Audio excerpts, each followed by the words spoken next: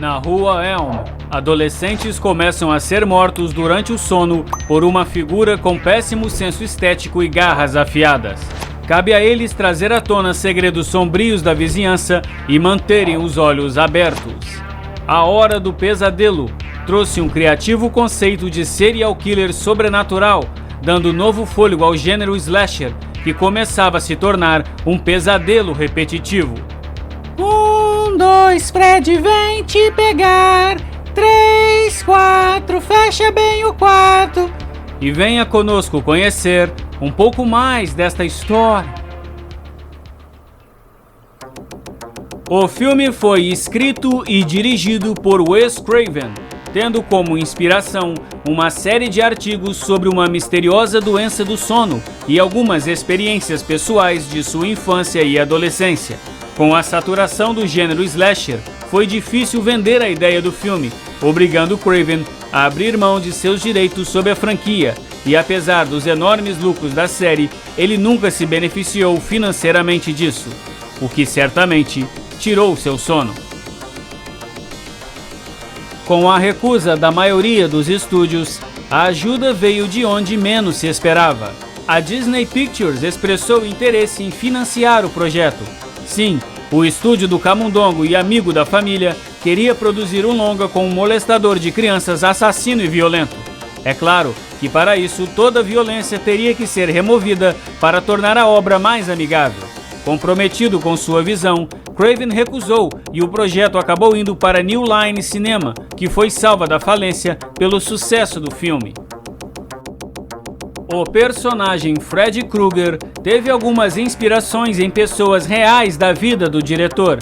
Um assustador morador de rua próximo de sua casa que o aterrorizava quando criança e possuía o mesmo tipo de chapéu que o vilão possui, e um bully que o atormentava na escola e tinha o mesmo nome. Curiosamente, outra obra de Craven, Aniversário Macabro, também possui um vilão com o nome Krueger. Então, esse tal de Fred deve ter deixado uma péssima impressão no realizador.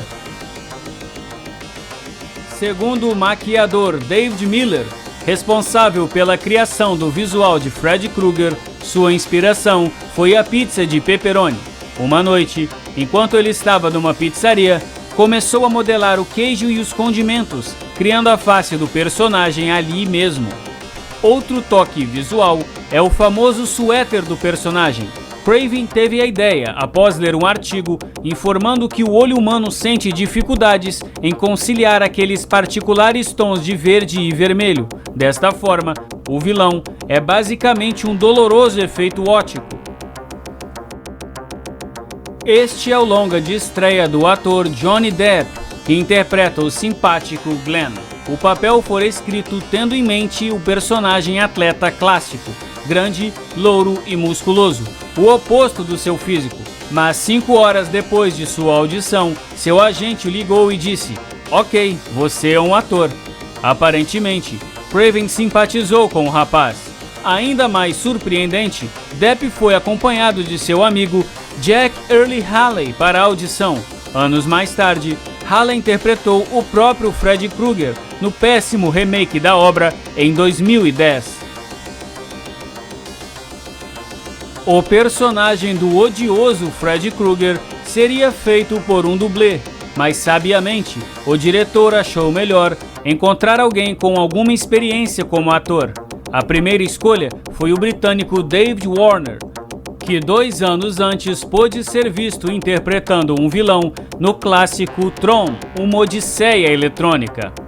Mas ele teve que deixar passar, abrindo caminho para o sinistro Robert Englund, num papel que caiu como uma luva para ele.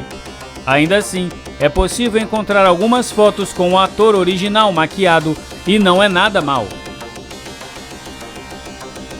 A morte da personagem Tina é uma das mais visualmente impactantes do longa, com ela sendo arrastada até o teto.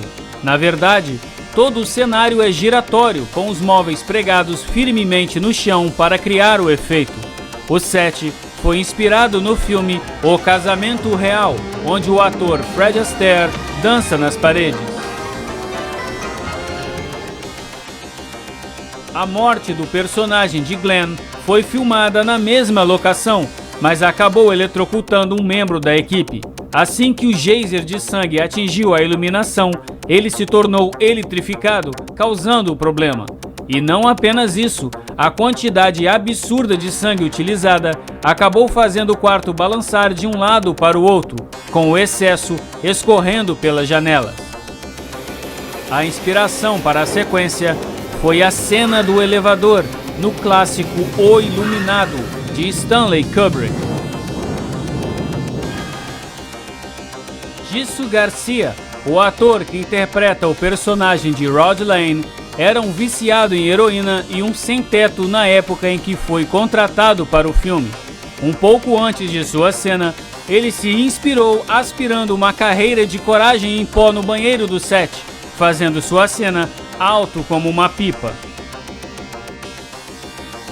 Certo dia, durante o intervalo, a equipe do filme resolveu ir a um restaurante para almoçar, com Englund devidamente caracterizado como Freddy Krueger. O garçom do local ficou tão aterrorizado que deixou sua bandeja cair e fugiu o mais rápido que conseguiu. Em 1991, o então prefeito de Los Angeles declarou o dia 13 de setembro como o dia oficial de Freddy Krueger, considerando que boa parte da franquia foi rodada lá. Entretanto, algumas pessoas acharam de péssimo tom um dia em homenagem ao assassino retalhador de crianças, mostrando que o mimimi já era um pesadelo desde essa época. Você pode achar que foi apenas um sonho ruim, mas Freddy Krueger não era apenas um monstro da tela grande. O personagem também ganhou uma série própria com o nome A Nightmare on Elm Street The Series, que era uma antologia de terror na qual o vilão apresentava histórias assustadoras aos moldes de Contos da Cripta. Durou apenas 2 temporadas, mas conseguiu apresentar alguns nomes bastante notáveis antes de se tornarem famosos, incluindo Brad Pitt. Surpresa! A Hora do Pesadelo é uma obra visionária trazendo um vilão sobrenatural e sarcástico em comparação aos mascarados caladões de até então, gerando uma franquia de sucesso e uma enormidade de produtos licenciados. Verdade seja dita, a série foi se tornando uma paródia dela própria, fazendo o vilão se tornar um verdadeiro Abelardo Barbosa dos pesadelos, cada vez mais falastrão e engraçadinho, deixando o tom sombrio para trás. Mas os fãs ainda sonham com um longa que traga de volta seus pesadelos. Curta, se inscreva, compartilhe este vídeo nas redes sociais e até a próxima!